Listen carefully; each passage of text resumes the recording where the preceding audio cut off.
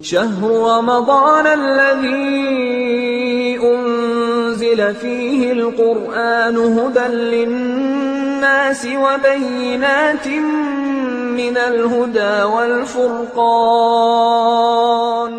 29ویں ماہ مبارک رمضان خدا کے حضور میں خدا کا بندہ دست دعا کو بلند کر کے آواز دیتا ہے۔ پہلا مطالبہ بار الہ، آج کے دن اپنی رحمت کی چادر سے مجھے ڈھانپ دے، اپنی رحمت میرے شامل حال کر دے۔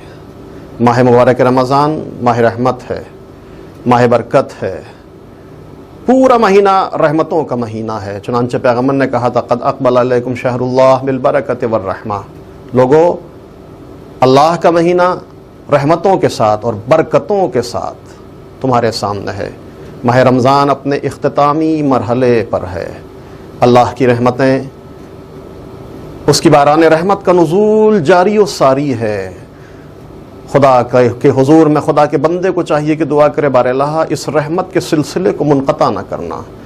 پورے مہینے تو نے اپنی رحمتیں ہم پر نازل کی بار الہ، اس رمضان میں، آخر رمضان میں، رمضان کے بعد بھی یہ رحمتوں کا سلسلہ تیرا قائم و دائم رہے۔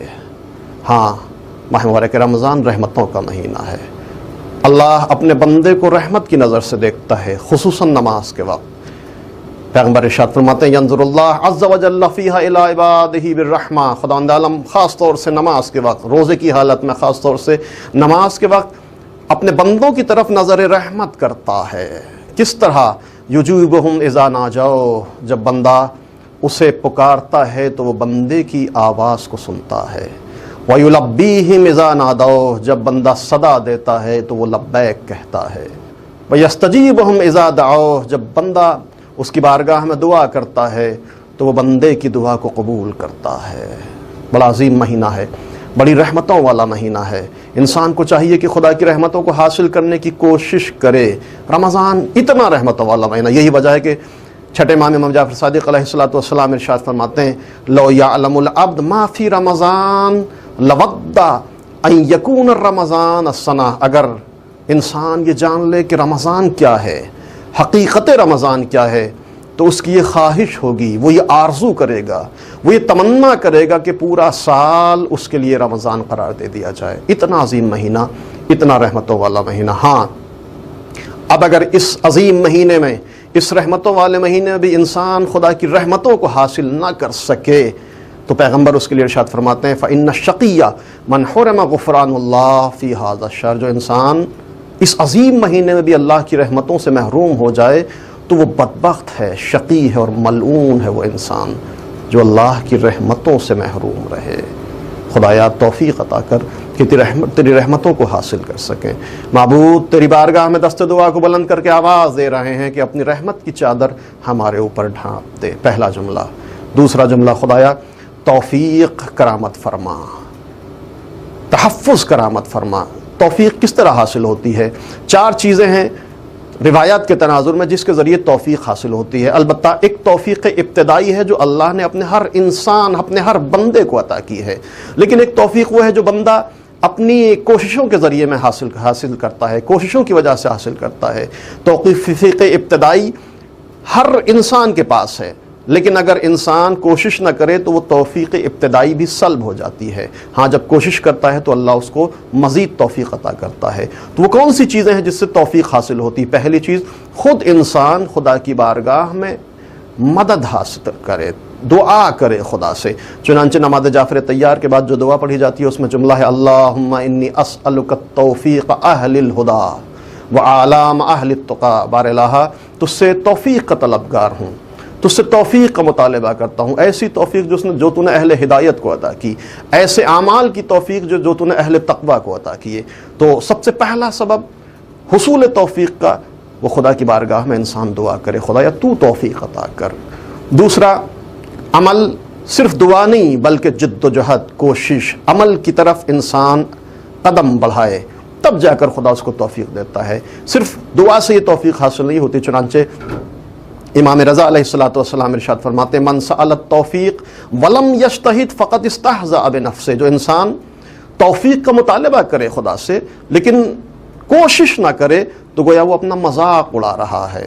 تو دعا کے ساتھ ساتھ کوشش اور عملی اقدام یہ توفیق کے حاصل ہونے کا سبب بنتا ہے۔ تیسرا سبب ماں باپ کی دعا، جب ماں باپ دعا کرتے ہیں تو خداوند عالم اس بندے کو توفیق دیتا ہے۔ چوتھا سبب اللہ کی نعمتوں میں غور و فکر کرنا، تدبر اور تعقل کرنا۔ چنانچہ مولا امیر المومنین حضرت علی بن ابی طالب علیہ الصلوۃ والسلام ارشاد فرماتے ہیں، من تفکر فی آلاء اللہ وفق، جو انسان اللہ کی نعمتوں میں غور و فکر کرتا ہے اللہ اس کو توفیق کرامت کرتا ہے، خدا اس کو توفیق عطا کرتا ہے۔ تو یہ چار چیزیں ہیں جو توفیق کو حاصل کرنے کا سبب بنتی ہیں۔ جو دوسرا مطالبہ آج کے دعا میں، تیسرا مطالبہ، خدایا تہمت کی تاریکیوں سے مجھے میرے قلب کو پاک کر دے۔ تہمت گناہ کبیرہ ہے۔ تہمت کی علماء نے دو قسمیں بیان کی ہیں۔ ایک قسم یہ ہے کہ انسان خدا کا بندہ خدا پر تہمت لگاتا ہے، بدترین گناہ۔ جناب موسیٰ سے خدا کہتا ہے کہ موسیٰ میری مخلوقات میں سب سے بدتر انسان وہ ہے جو مجھ پر تہمت لگائے۔ جناب موسیٰ عرض کرتے ہیں معبود تجھ پر تہمت کون لگا سکتا ہے؟ اس کا کیا مطلب ہے کہ تجھ پر تہمت لگائے؟ کہا موسیٰ وہ انسان جو میرے معین کیے ہوئے، جو میں نے بندے کی تقدیر میں لکھا ہے، جو میں نے اپنے بندے کے لیے معین کیا ہے، اس پر اعتراض کرتا ہے، اس پر شکر نہیں کرتا، گویا وہ مجھ پر تہمت لگاتا ہے اور وہ بدترین انسان ہے۔ گویا وہ کہنا چاہتا ہے کہ وہ اپنے بارے میں مجھ سے زیادہ جانتا ہے کہ اس کے لیے کیا بہتر اور افضل ہے، اور یہ تہمت ہے، اور میری مخلوقات میں سب سے بدتر وہ ہے جو مجھ پر تہمت لگائے۔ تو خدا پر تہمت گناہ کبیرہ۔ خدایا تہمت کی تاریکیوں سے نجات دلا۔ دوسری تہمت کی قسم خدا کے بندوں پر تہمت لگانا، جو عام طور سے بعض اوقات ہم اس میں مبتلا ہو جاتے ہیں۔ خدا یا اس سے نجات دے۔ جب ان بندے خدا پر بندہ تہمت لگاتا ہے تو اس کا ایمان ختم ہو جاتا ہے۔ روایت میں آیا ہے کہ ملعون ہے وہ انسان جو دوسروں پر تہمت لگائے۔ ایک روایت کہتی ہے کہ روز قیامت تہمت لگانے والے کو آگ کے ڈھیر پر، آتش جہنم کے ڈھیر پر بٹھا دیا جائے گا، اور فرشتے اس سے کہیں گے کہ جب تک تو نے اس بندے خدا پر جو تہمت لگائی ہے اس کو ثابت نہیں کرے گا، اس آتش جہنم سے تجھے نجات نہیں ملنے والی۔ بار الہا تہمت کی تاریکیوں سے آج کے دن میرے قلب کو پاک کر دے۔ اے وہ خدا، اے وہ معبود جو اپنے مومن بندوں پر رحم کرتا ہے۔